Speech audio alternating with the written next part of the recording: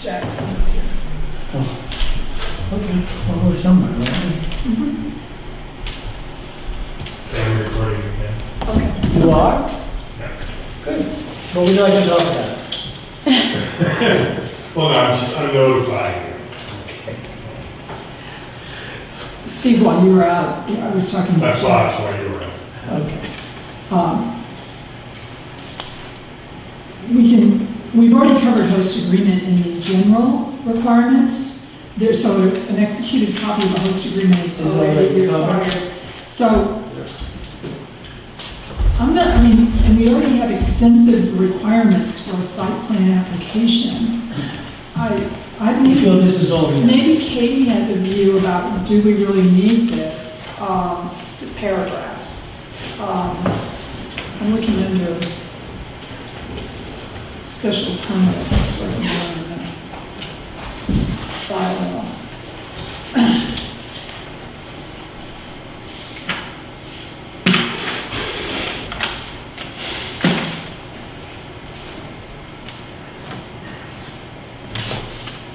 Well, section 30.8 under special permits doesn't really address what has to be furnished is an application for a special permit. That might be something addressed by regulations. But what do you think, Katie? Do we need to leave this paragraph in?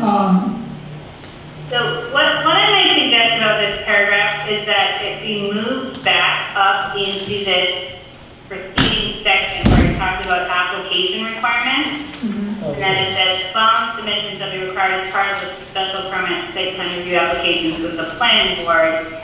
Now, some of these, like the security plan and the resource plan and the traffic and circulation plan, we've spelled out more details about, to the extent that we've addressed any of those in there. For example, the security plan is a duplicate, and we've spelled that out more clearly. But what we might want to do is then take this language, incorporate it in, and so what they have to submit is a copy of provisional certificate, the executed host community agreement, and then if you know, for example, if you want to insert your security plan there, then you have your greater details, your subsections under security plan as to what that needed to entail. But then anything else that is just a straightforward submission can just be one of the bullets in that list of things that have to be submitted. Does that make sense? Yes, that does make sense. And one of the things that we ask, I'm sorry to jump in there, is that when we ask for the police and fire department to review, we don't ask for anything from them. We just say review it. And here, in this section, we say,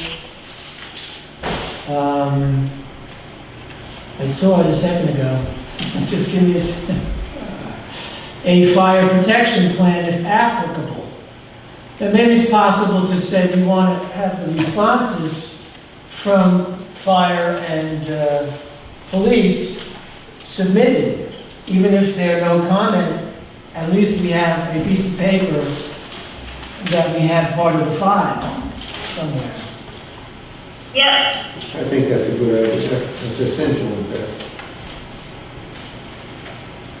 So I think we'd actually even made a note here at the end and seeing that says move to application requirements section. Yes, you So did. I think that, you know, you've got 1, 2, 3, security, resource, and traffic already under that section. I think incorporating these other application requirements as further enumerated submission requirements in that section. And then if you need more detail about what's required, then you can, but at least just sort of listing them out as part of that comprehensive list of what needs to be submitted. Okay, I'm all for that, but now did we actually eliminate anything, or we're going to just move this whole paragraph? I think you're going to move the whole paragraph. And I'm wondering, Katie, should we say, in addition to the application requirements of 70.4 or 30.8, because no, we don't need to. Yep, that would make sense. Because you want them to follow whatever is generally applicable in the bylaw, and then this is what provides any more specificity with respect to this particular submission. Okay, so we do need to say, in addition to the requirements of section 70.4C, and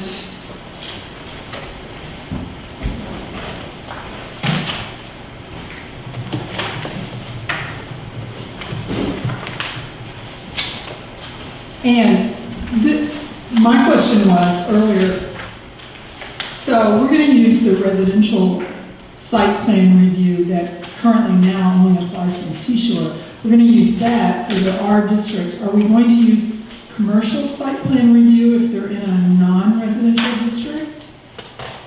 I don't know the answer to that. But if we are, we should reference it somehow.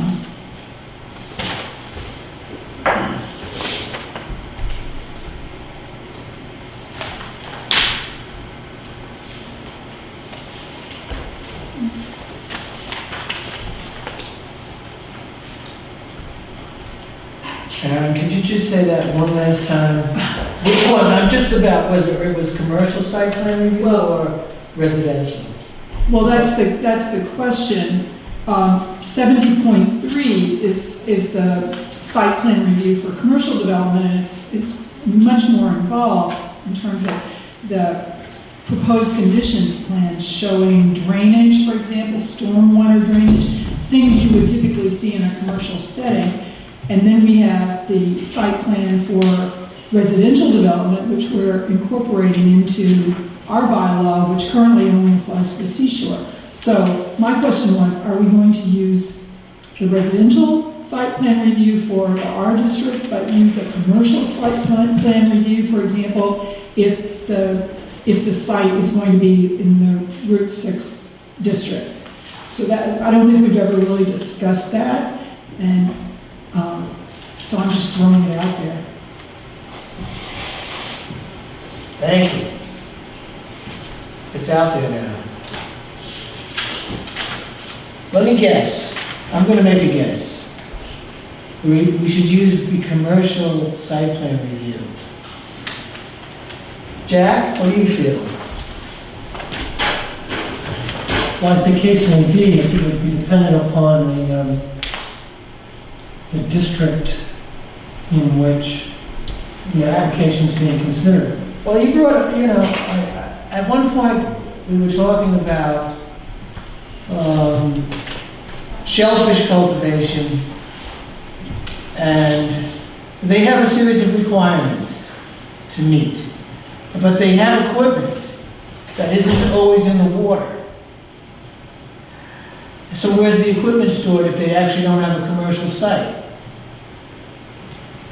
In the residential zone, if that's where they would be. And how is that reviewed as far as what they're required to do with commercial equipment in a residential district? And that I understand what Truro has as far as many people have to work and have their business with their truck, whatever their activity is, and the truck resides at their house. And it's very possible. I'm not trying to raise the bar to make it impossible for people in Truro to make a living. So the question is, where do you want to refer to a person who wants to become a grower, probably within the co-op, because it's unlikely that this would be a cultivator. If we were in a commercial district, of course we would review it in a commercial way. But this is a commercial activity in a residential district.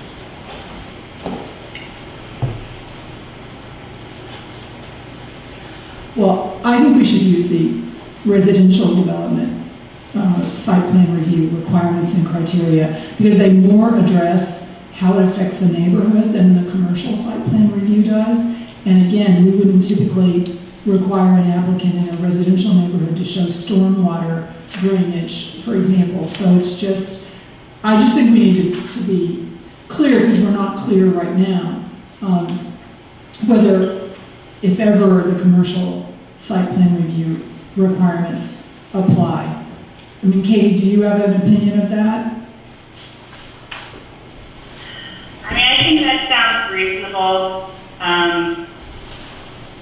We want to regulate similar uses in similar areas in a consistent way.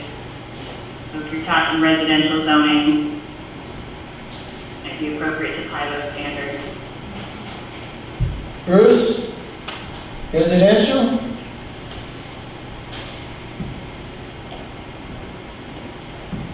Yeah. Jack? Mr. Chairman, if we look at section F on the review criteria, design guidelines and the commercial, Under the commercial? Yeah, site 7 plan point, review, 'cause I've got an F on the other one, so. it's on page 49. There are some criteria which should be applicable to commercial activity in a residential zone. And Can you tell me one of them? sure. Number 3, the proposal provides for the protection of adjacent properties and the night sky from intrusive lighting, including parking lot and building exterior lighting. So it's just the protection of adjacent properties that I think is not covered under, I thought we had lighting covered under our residential too. We do. Lighting specifications, including style and wattage, under C. Is there another section? and Review criteria. What? Review criteria, section D. For residential, Yes. weightings number 5. I thought the review criteria in the residential site plan review was more applicable for things going on in the residential district, because it talks about the character and scale has to be appropriate to the neighborhood. And that you don't find that in the commercial site plan review. That's why we're looking at this right now. Mr. Chairman, if you look at F2, Okay, F2, proposal provides for the protection of abutting properties and the surrounding area from detrimental site characteristics, and from adverse impact from excessive noise, dust, smoke, or vibration. And it doesn't mention smell. Design criteria.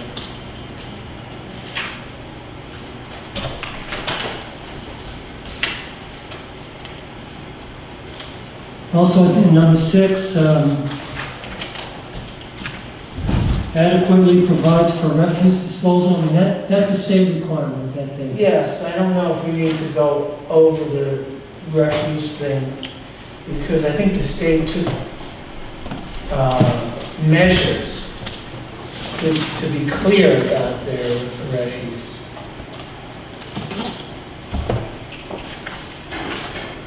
Well, I don't have a strong opinion about which one you use. I think many of the bullet points in the commercial site plan review really won't be applicable, and I guess they can just indicate they're not applicable. Like sewage disposal. So I guess, again, the inapplicable ones won't have anything,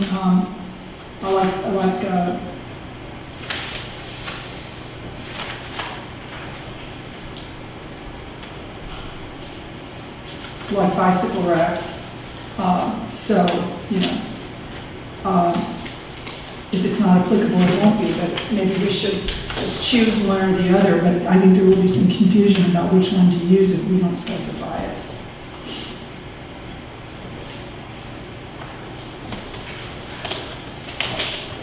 I'm going to say residential for now.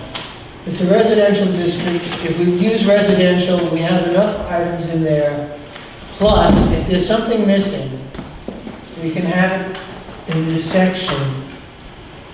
If there's something that you feel is missing, Jack, or Bruce, or Karen, or anyone else on the board, then we can add it as a separate item.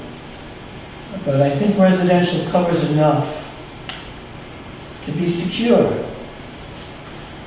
And Mr. Chairman, again, this is a commercial activity Yes, I agree. that could potentially occur in a residential zone. So then there's certain commercial criteria, review criteria cited in F that I think logically apply.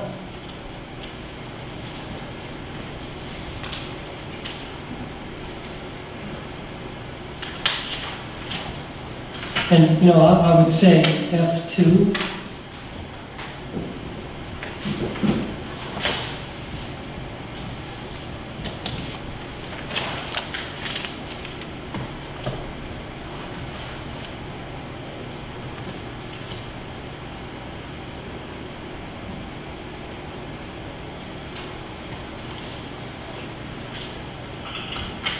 Oh, boy. So we get to having two separate site plan review criteria.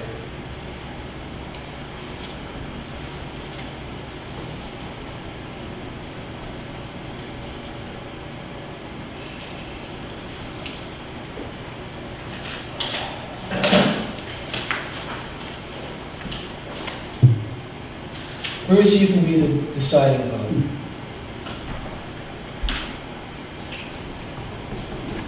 Well, Actually, it's I can't argue Jack's, my preference right now is to go with residential, but I can't argue Jack's issue that there will be instances of commercial activity in residential neighborhoods. I don't think there's any doubt about that. Is there any way that we can note those two? Well, we could just add number 2 specifically, because if you read, I don't think we want to use the entire commercial site plan review criteria, because one of them is you have to have your phone, electric, cable, and other utility lines and equipment buried. So we're not going to make these people bury the utility lines that are going to the residences where they're going to be doing this. But I think that adding the paragraph 2 makes it clearer, because you don't find that in the residential site plan review. So why don't we just add number 2? I agree with that, because the underground issue could be over encumbering and very expensive. Mr. Chairman, we consider number 10. considering it right now, Jack. I just got up to number 9.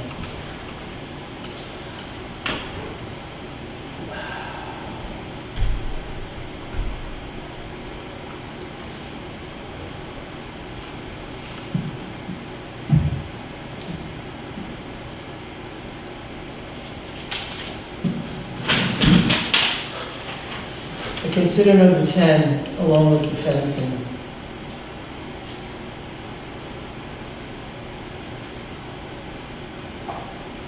Karen, you see number 10? I'm trying to see if that has any relation to the doesn't actually.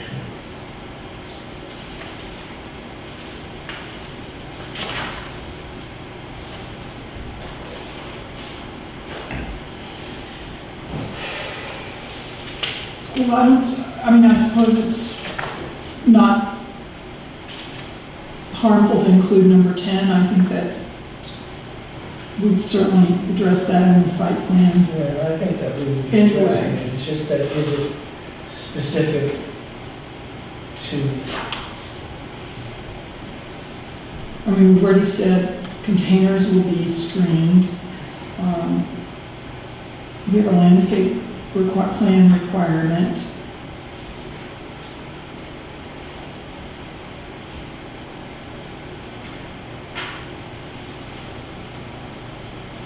The reason for considering these additional criteria is absent the criteria being incorporated into whatever we approve here. We cannot, in most cases, deny a site plan approval if all the conditions and criteria are met by the applicant. So absent them being to be known criteria, we really can't impose restrictions ad hoc after the fact.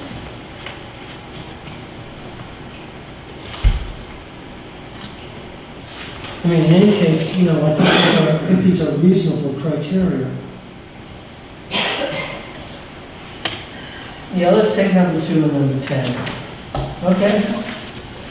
I'm satisfied with those two. And add them into this section that we have just covered, right?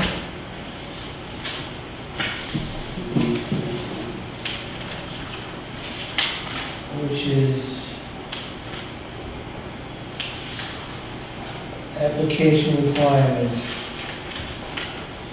Is that a good place for it, or what? Well, I thought we were moving a paragraph or two over to I, special permit and site plan review criteria. Yes. So I think. Oh, I'm sorry. Yeah. So I think we would say in I got the addition, raised eyebrow. in addition to the review criteria in 70.4D, the following additional criteria will apply, and then just type in 2 and 10 Okay. from page 49. Mr. Chairman, should we consider number 1, the proposal is in conformity with all applicable provisions of the zoning bylaw? I mean, I don't think so. that's not a safety measure. No, I don't think that's gonna help us. You know why? Because it's never gonna conform to that. And should it be understood by anyone applying for site plan review that they understand the purpose of site plan review as listed in 70.1, I think A, that's B, part, C, and D? Jack, just hang on a second here. You're making my head spin now. Throw in the grade.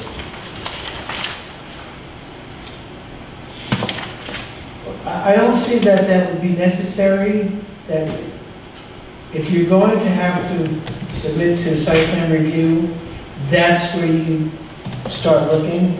Well, that should be understood. It should be understood. Sometimes applicants' representatives have said, oh, no, you don't have to be concerned with that. You only need to be concerned with a specific requirement. Well, that's a consideration for our rewriting of our bylaws so that they are clear to all applicants.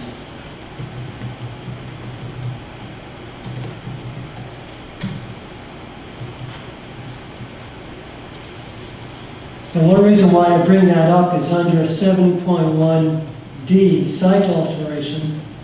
It states no building permit, site clearing, filling, grading, and on, shall be conducted until the approval. But yet, an applicant could, in advance of seeking site plan approval, take a residential lot, clear it, and then come to us for site plan approval, having all that destruction already been done. So then we have no recourse in that case. What's the recourse we have then? None. If we use that, what is the recourse if it's there? Well, absent that, you have to have something. Well, we already have it. I mean, in section 70, it says that site clearing, filling, grading will not, is prohibited until either a commercial or residential site plan approval is obtained. That's why I mean, we already have this, Jack. What does it afford us? If we say it twice. Well, so I don't want to get you angry, I just want to understand, what does it give us to say it twice? well, I don't know if it's true. But It doesn't really give us anything. The town doesn't have enough teeth in some of these for them to be clear. That's probably what bothers you. And I don't think by saying it twice gives them more teeth, it just gives them more bark. So, you know, but the example is that you could have someone identify a 1.5 acre parcel and wherever, buy it, and just clear it, and then come to us and say, all right, here's what we want to do for our cultivation permit, where we would then say, well, gee, you've already done all the damage. Well, I don't know how we can protect against that. You could, people, I just don't know how you can in advance. You'd have to say no one in the residential district can do anything to their property without getting a special permit. Am I right, Katie? I mean, I think this is just, we have to assume people obey the rule of law and read the bylaws, and there always will be people who don't, but I don't think we can draft for that, for people who are intent on violating the bylaw. I think she's good. I mean, what are we going to do when someone's trying to clear their lot to grow tomatoes? We go out there and enjoin them in a stop work order, and if nobody sees it, it's done. So I mean, I think that's just a risk that we take. I think that's a risk we take. I think it's a risk that there's no assumption that everybody wants to clear everything. We're not going to make that assumption. That this is a specific group and it's unlikely that it's going to cause the clearing of Truro. I don't think it will. Anyways. Have we got more to do? Because we have to finish up in a few seconds. We're only on number 3 of the additional provisions regarding cultivation. So we're at, Okay, I'll read number 3 then. yeah. When indoor cultivation is proposed, existing buildings, barns, greenhouses, and containers shall be reused wherever possible. Any new construction that requires a building permit shall harmonize with nearby architectural styles to the greatest possible extent. The use of metal buildings or containers shall not be prohibited, however reasonable natural screening or other approved screening may be required as a condition of the special permit or site plan review approval, so as to render such structures less visible from adjacent public and private ways and abutting properties. Does that say enough? I think it does. I do too. We went through this in detail when we got to the end last time. I'm going to move on. Here we go. 4, security fencing, as required by the commission, shall be as inconspicuous as possible and compatible with the surrounding neighborhood. In no case shall barbed wire, touch fence, or similar style be permitted. Satisfied? I see nods, thumbs. Yeah.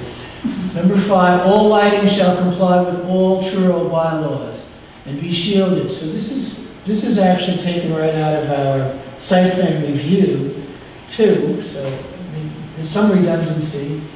I'll read it anyway here. All lighting shall comply with all Truro bylaws and be shielded so as to not shed light onto adjacent properties. The planning board may require any artificial lighting system to employ only LED components equipped with deflectors in order to mitigate potential light pollution. More specific, but to the point. But I don't know what the next form of lighting may be. So this year it's LEDs. I don't know what the next lighting form. Well, that's a good point. Maybe we just want to say employ appropriate components, including but not limited to LED components, because it might change and might be something a lot better in 3 years. Fireflies.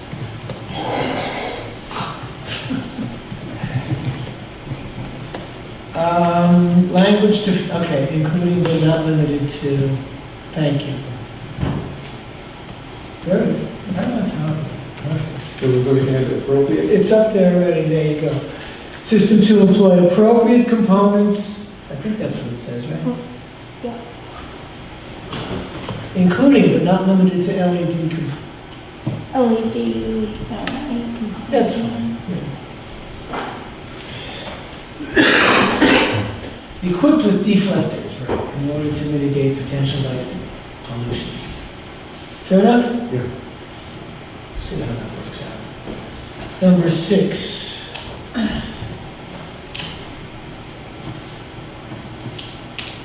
The planning board shall include in its approval a mandatory condition of any cultivation activities that sales, gifts, or delivery of marijuana or marijuana products directly to the public shall be prohibited.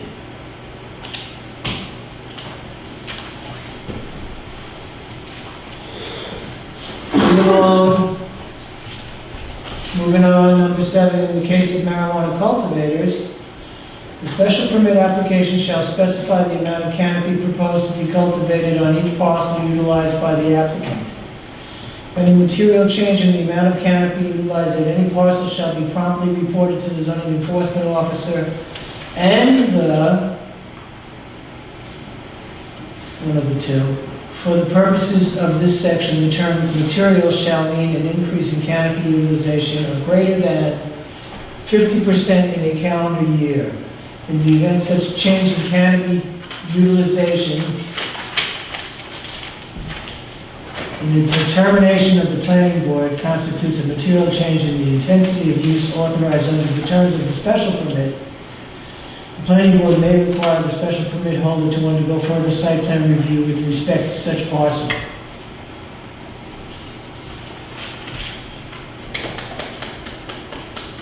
Is that all right? I think we did, right? So, we have added a couple of things to already. Let's just quickly try to talk through before we lose Katie. Who's going to be the special permit issuer? Who will be the site plan reviewer? And whether we have any problems with sharing the responsibility with the ZBA. And can I ask a question along those lines too from Katie?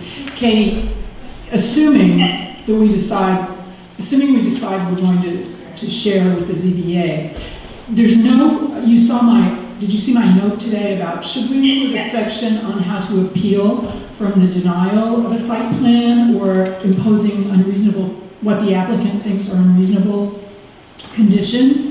So would that be a final section we might add after we discuss this, we may lose you after we discuss the ZBA planning board thing? Do you think that's appropriate to put in, since there's no statutory provision for appeal from a site plan review decision? Right. Yes. So, because there is no statutory procedure for appealing from site plan, the procedure that is typically followed is that anyone who wants to appeal applies for a building permit, and then that is the action that triggers the site plan appeal, because the building inspector has the ability to grant or deny. If you want to have an avenue to appeal, typically the avenue is then to the ZBA, and then from the ZBA on to court. It's not usually a direct appeal from the, it's usually not a direct appeal from the planning board's decision to the courts, because you need to sort of have some sort of avenue to the courts that's connected to 4817, which is why it usually goes to the building inspector before it can be appealed. But I can provide you with some language if you want to clarify the appeal process under the bylaw for site plan approval. Denial of the special permit or a challenge to the special permit, that would follow 4817, and you don't need to specify that in the bylaw.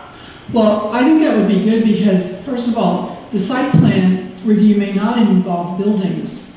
It might just be I'm assuming that site plan review is going to be required for anyone setting up a cultivation or any other marijuana activity. So I think we should have our own independent avenue to appeal and then not go back to the ZBA, especially if they're going to become the special permit granting authority. Then we don't want the site plan to go to them too. because then we're no longer sharing the responsibility for these endeavors. So I think we should have an independent avenue like I outlined, and I'm sure you could make better than my language was. Because, you might get your special permit, and then we might impose conditions that an applicant feels is unreasonable, and I, for one, don't think that ought to go back to the ZBA. I think the applicant should go direct from court. Otherwise, the ZBA will effectively take over the whole process. Okay, let me pull together some language for an appeal of site plan review. I mean, there are some statutory limitations under 4817 with respect to how this gets to court, although many communities do have language that sort of authorizes this to go. The case law is not super clear in this area. It's kind of a muddy waters with respect to whether or not you can designate a right of appeal yourself under your zoning bylaw. But many communities have done it, and it depends on the court that it lands and whether they accept that. Okay, well, I don't, the other members of the board haven't even weighed in on that yet, so we'll talk about it, I guess, after we lose you, and we'll let you know. Okay, certainly. Did you have other questions that you wanted to address? I know that you had sent a few my way. You have some more questions, right? I wanted you to clarify whether a cultivator can have more than one location. So a cultivator cannot, under their state license, have more than one location. If they want to operate in more than one location, they need a separate license for that location. That's where the craft cooperative is sort of an exception to that rule. Okay, great, thank you. I think we've answered all my other questions going through this together, and so Yeah, my only other one would be... You had asked a question also about whether or not an applicant who receives permitting can go forward at their own risk. During an appeal, right. During an appeal, and certainly that ability does exist, and I don't think that's something that you can take away through zoning. Like you mentioned in your notes that, if you get something enjoined by a court, then certainly there can be a restriction placed on that. But typically an applicant does have the right to proceed at their own risk, knowing that if they don't prevail, then they will have to remove whatever improvements they make. Okay, I guess my last question is, have we clarified in this bylaw, or should we? Do you get your special permit first, and then you go for your site plan? Do you do them simultaneously? Site plan first and then special permit? Is there anything we should pay attention to in that regard? Because I know it comes up at some of our meetings that it's going on simultaneously, and we're not really clear about that. I believe that there was some effort to address this. I'm just skimming through the bylaw to see if we had put in language and then sort of decided it wasn't as relevant if we ended up having both the planning board serve as the special permit granting authority and the site plan review authority. Oh, okay, so if we change our minds, we may need to come back to that. Yeah, we may want to make sure we clarify whether one comes before the other. Okay, sorry. Certainly they can't proceed with, they can't get a building permit until they have both.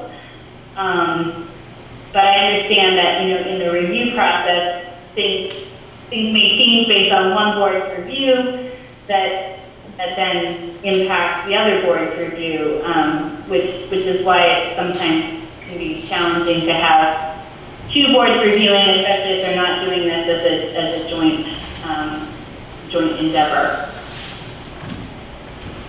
Okay, thank you, Katie. Thank you, Katie. Mr. Chairman, I have a question for Katie. Yes, Ken? So Katie, under enforcement, I put together the following.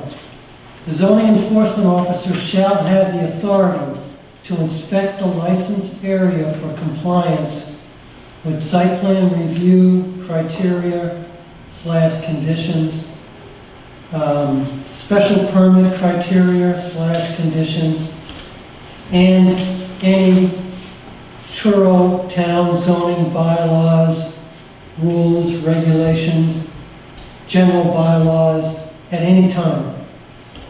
And then requires a written report of findings to the town permitting authorities or abutters, property owners. That's kind of loose, but I wonder if you think that needs to be included. Well, in my opinion, the zoning enforcement officer already has authority under the zoning bylaws to enforce special permit conditions and site plan conditions. The ability to inspect a property, regardless of how you write an enforcement section, has to, follow regular procedures of due process and notice. You cannot, under any circumstance, you cannot enter uninvited onto private property for purposes of inspection if the owner objects to your being there. So, the way enforcement is carried out is already sort of part and parcel of the rights given to a zoning enforcement officer under the bylaw. You can include additional enforcement language, but ultimately it's not going to grant greater rights than exist already. And do we have to include any mention of fines that would be applied to violations? I think that the violations are already governed by the existing bylaw. Thank you. Okay, so where does that leave us? Deciding on who's going to get the permit. Yes. All right, well, we have site plan review, so I'm satisfied that we have oversight with site plan review.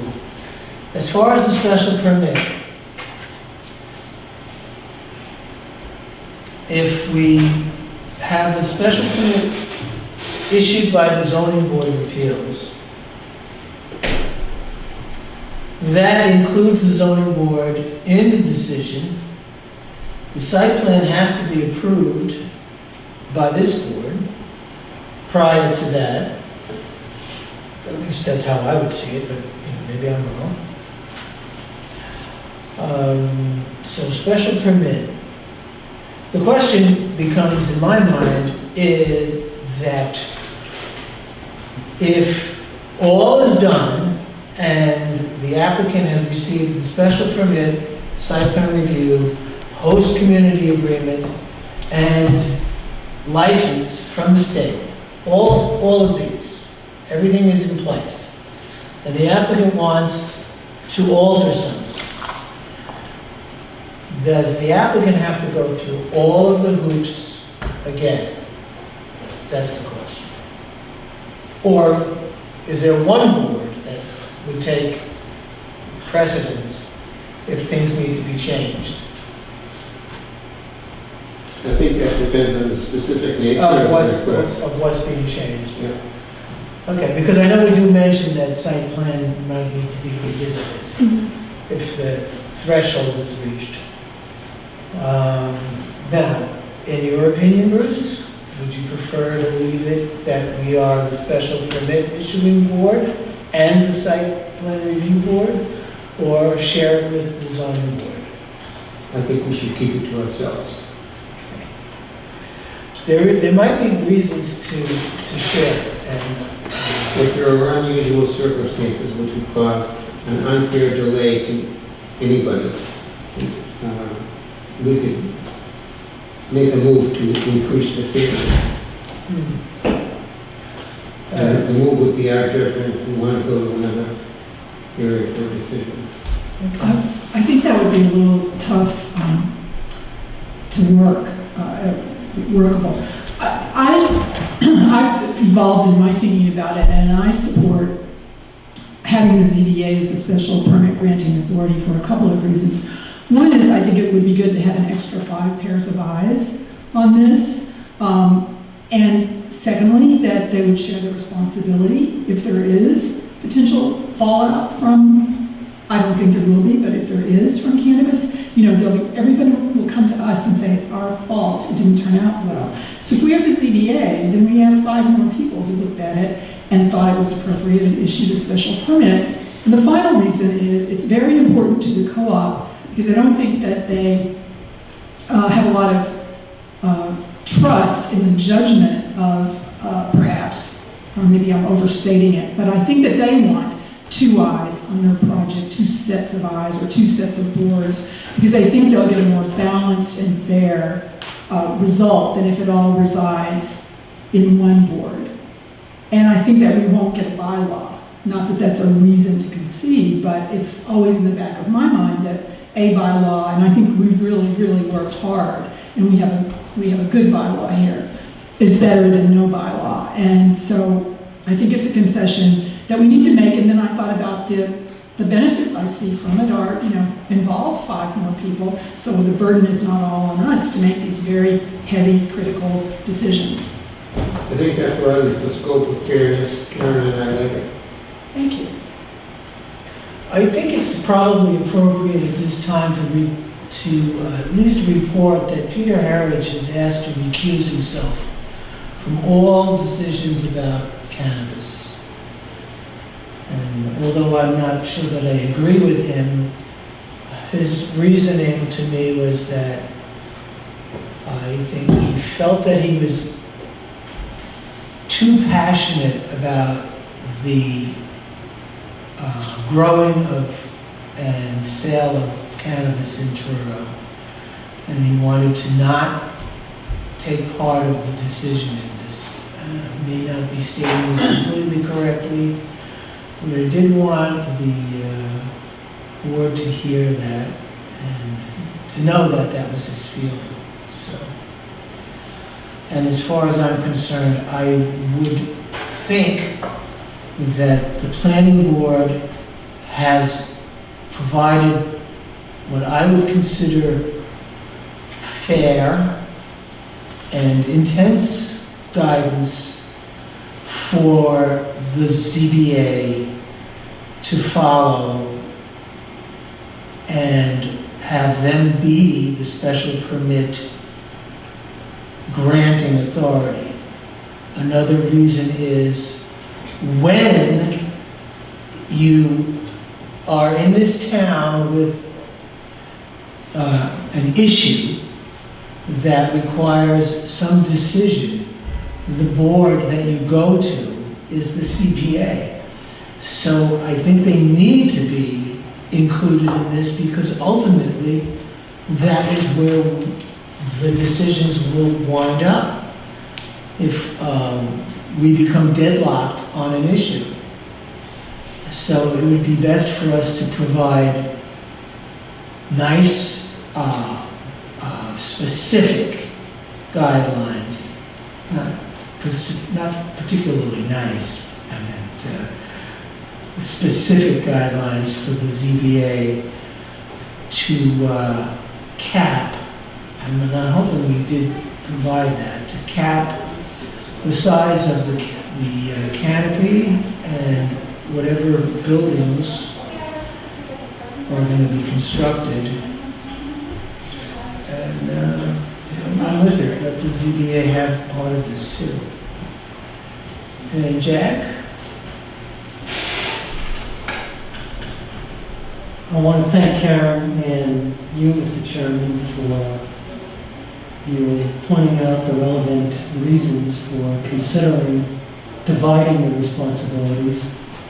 And I have nothing more to say. I agree with your discussion on this. I'm thankful that you've taken a step back and looked at it and considered the benefits. Thank you.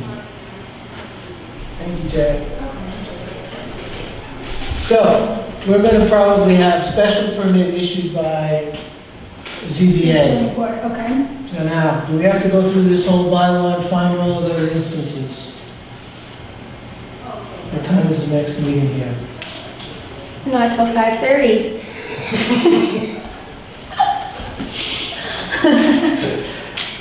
I will say I said that though, with such a cheery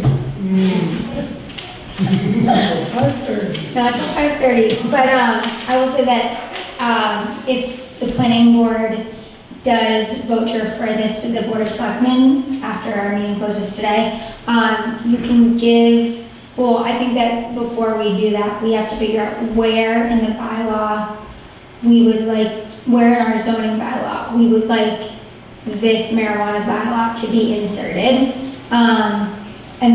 And also to give town planner, me, and town council authority to just review the bylaw for typographical errors, and then if we still want Katie to review and insert any site plan appeal avenue section. So just keep that in mind. Yes, I'm keeping that in mind. But in terms of going through this one more time, Well, I don't think we have to go too far. I don't think we have to go that intensely. I believe,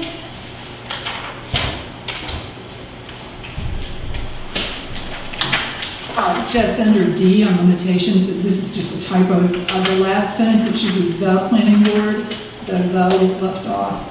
That's D, I think paragraph 2. oh, great. Is that at the end there? No, it's at the beginning. Oh. So, well, we can start with D, limitations number 1. It says, the site plan review authority, I'll change it to, shall be the planning board, and the special permit granting authority shall be the Board of Appeals. And then you would say site plan review should be conducted by the planning board. Shall be conducted. Okay, so we have number 1. Mr. Chairman, what page are we on, please? Okay, this doesn't have a page number, but it's after the use table. Under the limitations. Limitations, yeah. Right there.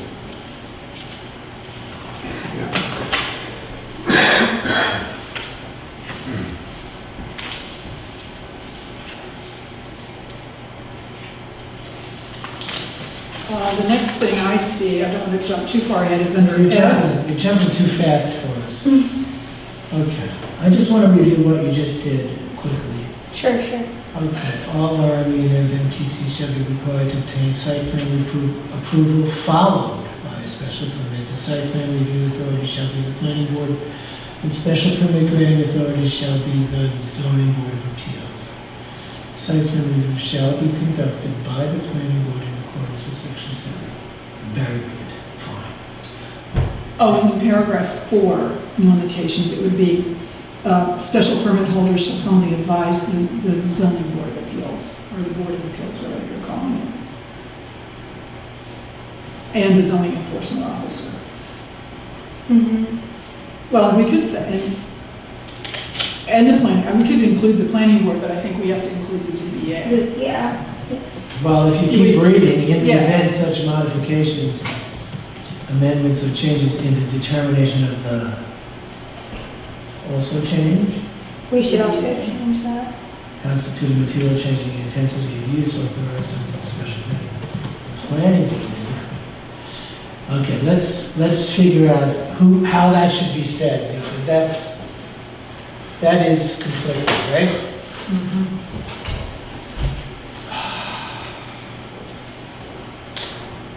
Yeah, let's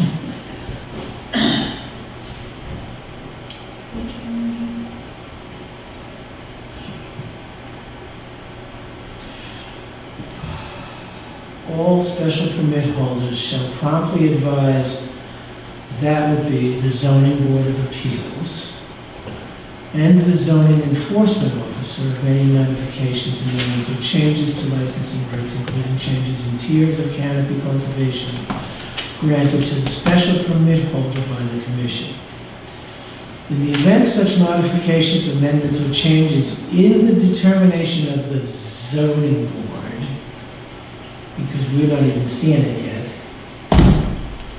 in the determination of the zoning board constitute a material change in the intensity of the use authorized under the terms of the special permit, The zoning board may require the special permit holder to undergo further site plan review By the planning. by the planning board and obtain a modification to the site plan review because we do not issue the special permit.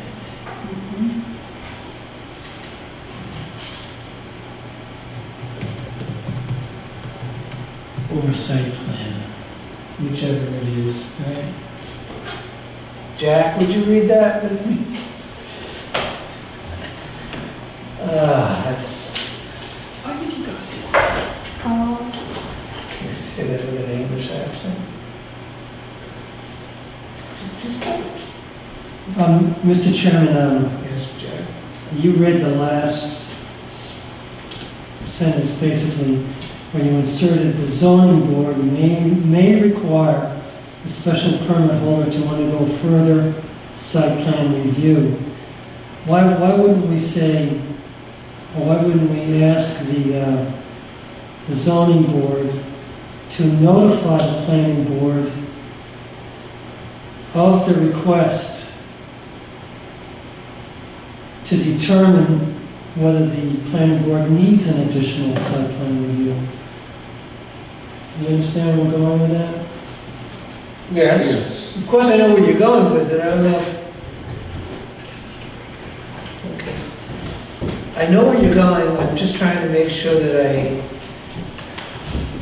So inasmuch as both the two boards deal with different aspects of the permit process, the ZBA may not understand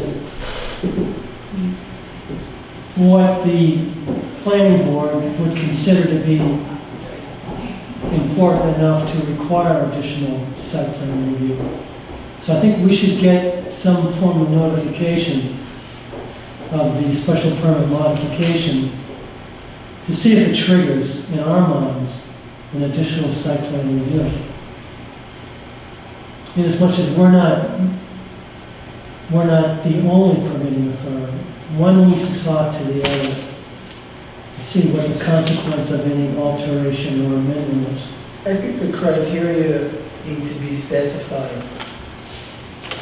The criteria that would trigger that. That's not that easy to actually do. So any request of the ZBA for an amendment or modification should also trigger a notice to us to see if the scope of that should require additional review. And, you know, Got a good way to say it? I'm going around it. Yeah, we're dancing around it. All right, let's try that.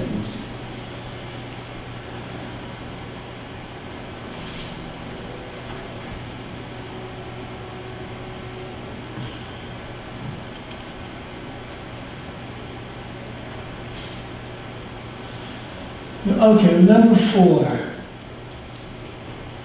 All special permit holders shall promptly advise the planning board and the zoning enforcement officer. Now we have the zoning board of appeals and the zoning enforcement officer of any modification, amendments, or changes to licensing rights.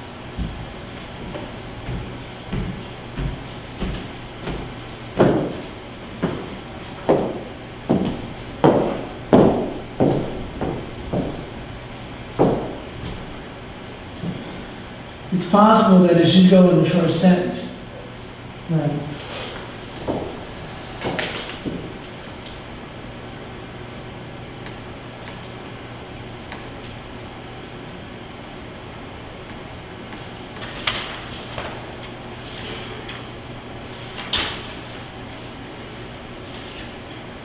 So, Mr. Chairman, might we say all special permit holders shall promptly advise the zoning board, the planning board, and the zoning enforcement officer of any modification, amendments, or changes to licensing rights including changes in tiers of canopy cultivation granted to the special permit holder by the commission.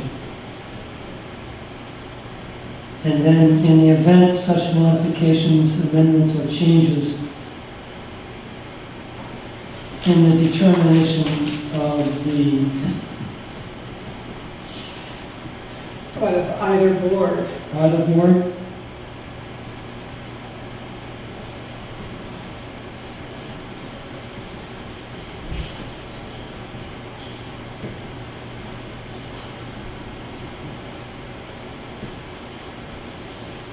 I'm stumped as far as who gets to say this needs to be looked at as an intensity of use. Then all of the possibilities for intensity of use, whether they're adding metal containers, adding buildings, adding greenhouses, whatever they are.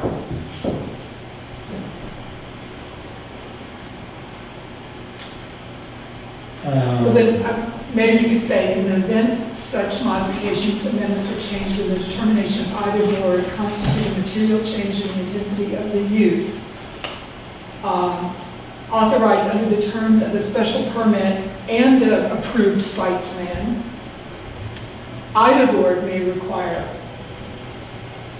the special permit holder to undergo further special permit review or site plan. Sorry about that. I'm sorry.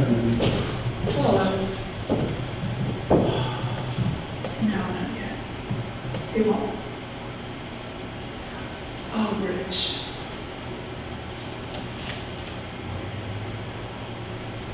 Material change, intensity.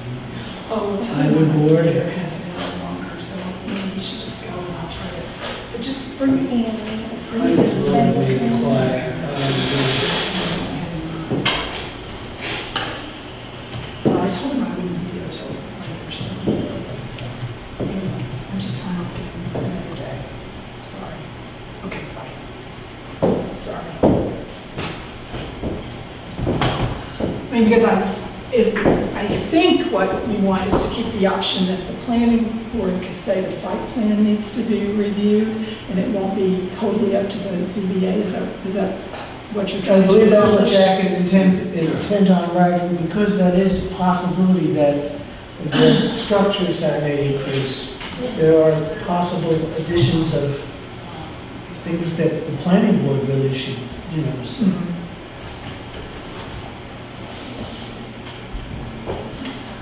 Okay, are you ready for me to read that? Sure. I'm gonna try and see what it says. See if this works. All special permit holders shall promptly advise the zoning board of appeals and the zoning enforcement officer of any modifications, amendments, or changes to licensing rights, including changes. You're putting the planning board back in there? Yes. Yeah. Okay, all special permit holders shall promptly advise the zoning board of appeals, the planning board, and the zoning enforcement officer of any modifications, amendments, or changes to licensing rights, including changes in tiers of canopy cultivation granted in the special permit to the special permit holder by the commission. In the event such modification, amendments, or changes in the determination of the zoning board of appeals or the planning board constitute a material change in the intensity of the use authorized under the terms of the special permit and the approved site plan, the zoning board of appeals or the planning board may require the special permit holder to undergo further site plan review by the planning board and obtain a modification of the site plan review. Or Does anybody see any inherent conflict in any of this verbiage relative to what we've already? I think it's conflicted, yeah, it's a little tough.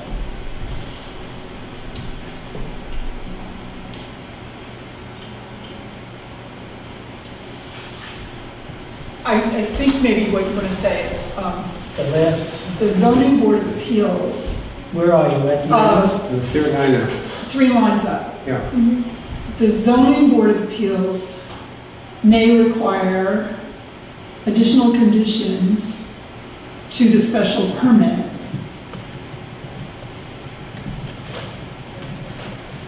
Or the planning board may require further site plan review and modification. Is that clearer?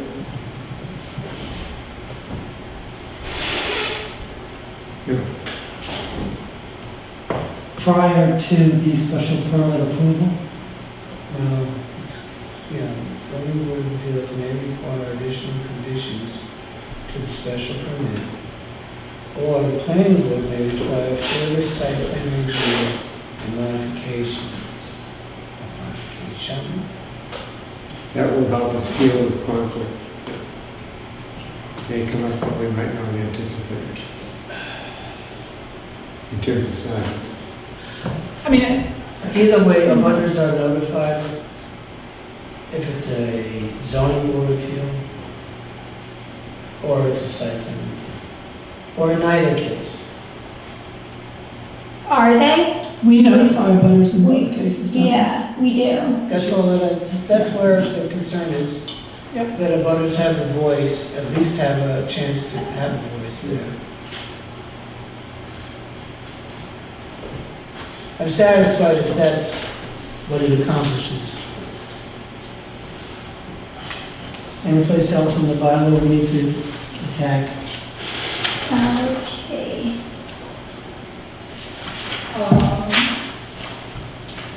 I think the next one is F6, but if someone hasn't noticed something before F6.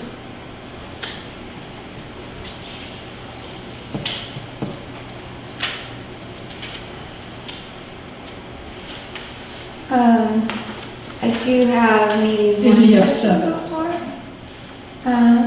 The hours of operation.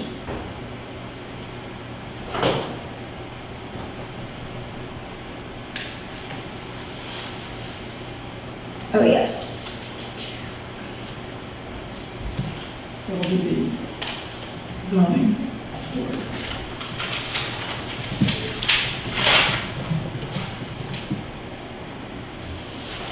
There might be some conflict Yeah, now with 8.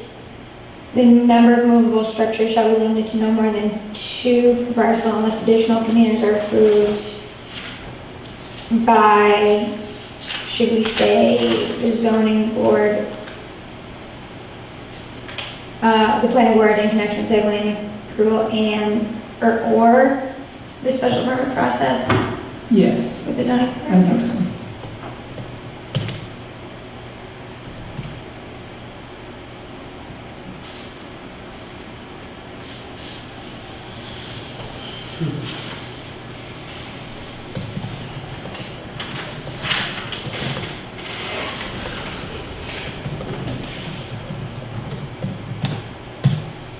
Mr. Chairman, I see that potentially both boards could condition the hours of operation.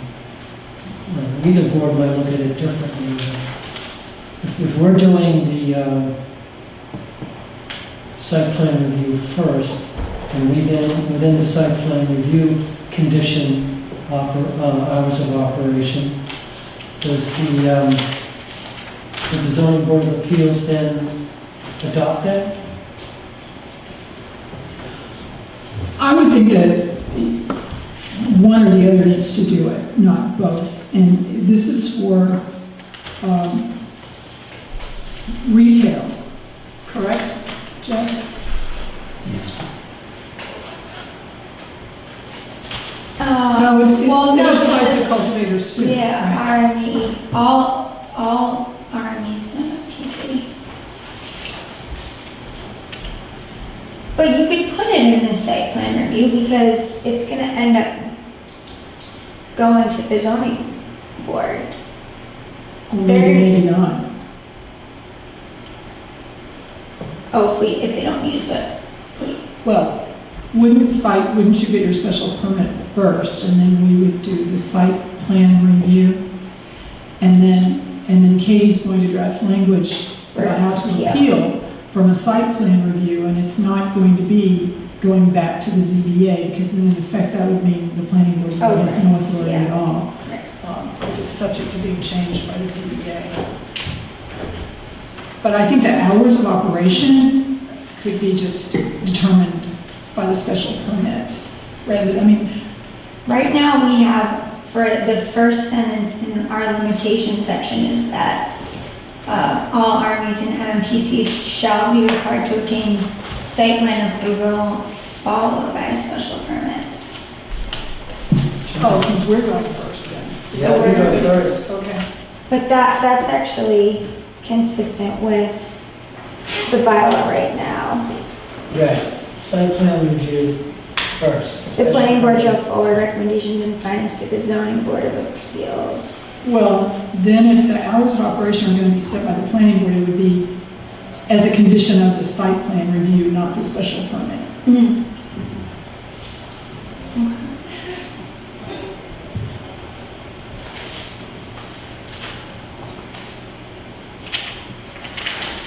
Yeah.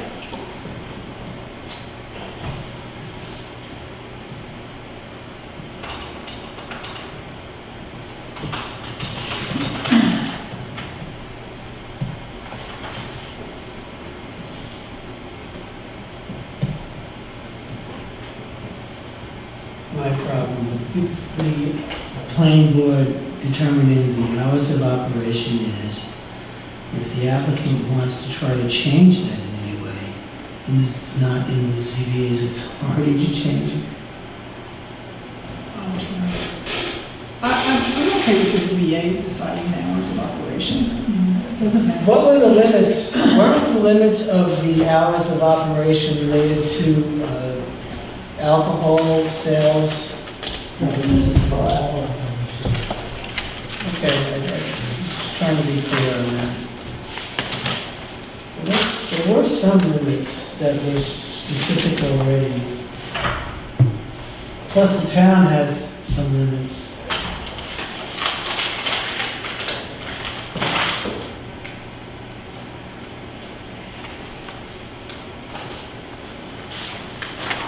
Sorry about that. Seems-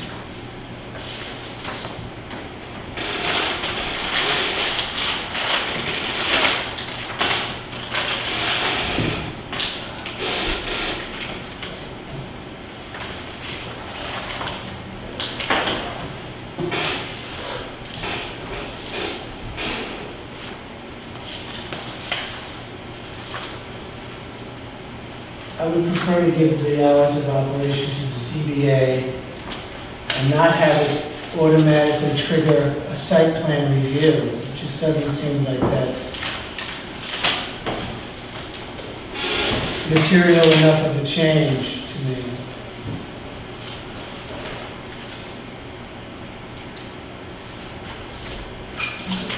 Maybe I'm delusional.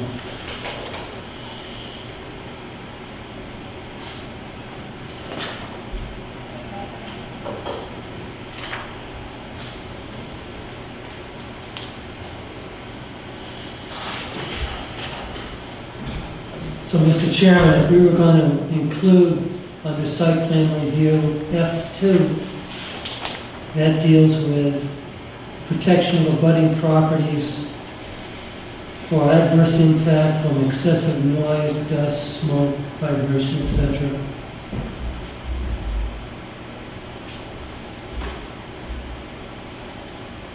So is that the product of hours of operation?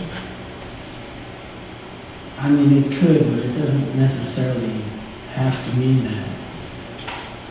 I understand that they don't. Don't see it.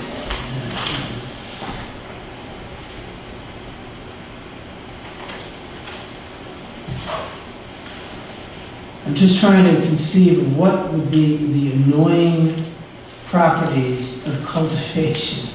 I mean, how loud do these plants grow?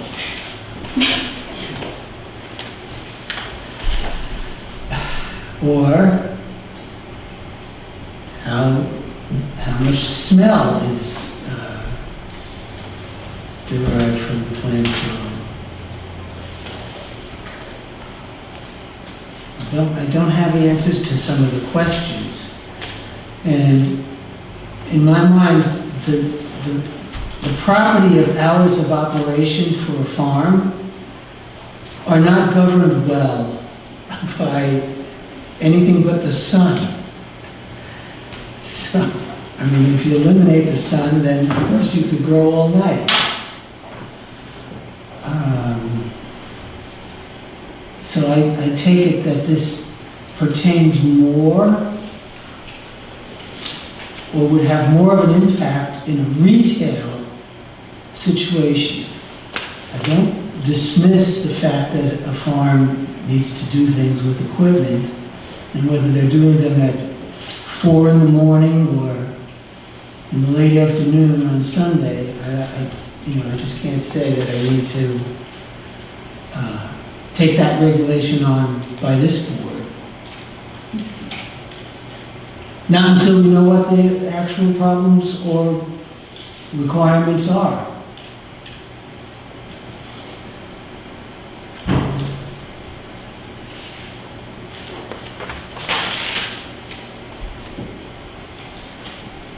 You've got traffic study, Jack.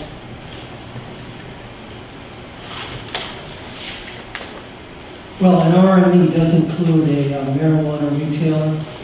Yes, it You does. say that we've already determined what their hours of operation can be separately from this.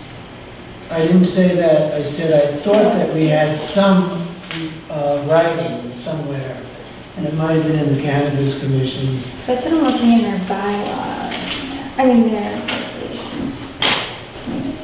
That they weren't going to be operating with more hours. Here, so our hours of operation, we have this in our bylaw. The hours of operation for retailers and medical treatment centers cannot exceed the Alcoholic Beverages Commission maximum hours of operation for liquor licenses. But maybe we have it limited by the conditions of the special permit. This is under So that's E. special permit. That's good that it's there. There's something there, Jack.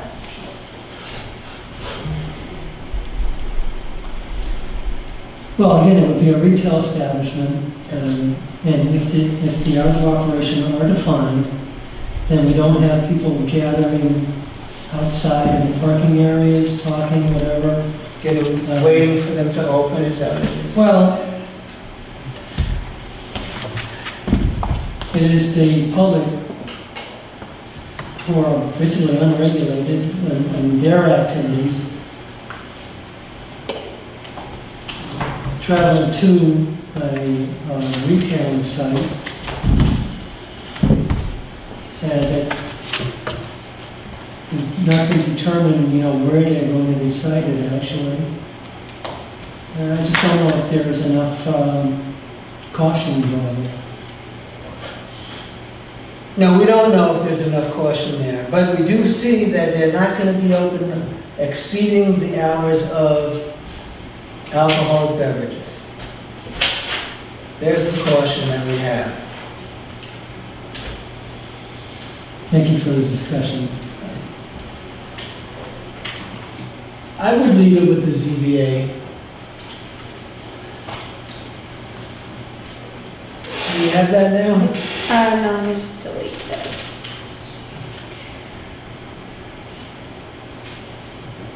Somebody argue again. You want to argue? After she puts in ZBA. Thank you, Jess. I appreciate it. I believe there's enough guidance so that that's satisfactory, and we'll learn.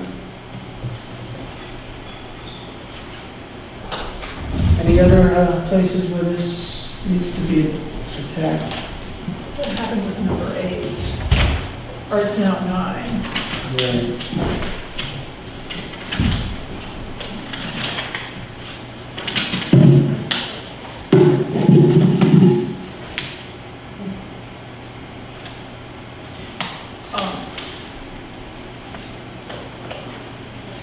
Oh, it must be, it's 8. So in that last sentence, it would be additional containers approved by the planning board in connection with site plan review. Or special permit process by the zoning board of appeals. So you have 2 boards that allow it. No, this is the one I think we should try to control. I think it should just be site The plan. planning board. Yeah, Because again, you wouldn't want the conflict of 2 different boards making it, trying to make a thank decision. you, I appreciate that. I think this is where we need to at least retain control over the structures that go on the property. Are you okay with that, Jack? Yes. Okay. What, do you have any preference about the sentence above that, which talks about the screening? It said we have shall be required as a condition of site plan Take the approval. special permit out of there, site plan review.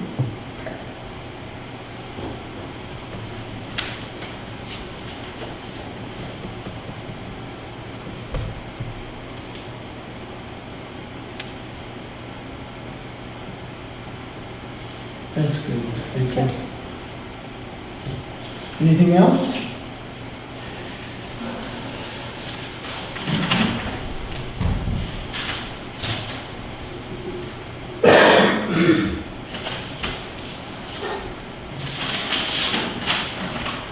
The new paragraph that we inserted Yes, the earlier. new paragraph has something that needs to. I'll just take that out, take out the planning board.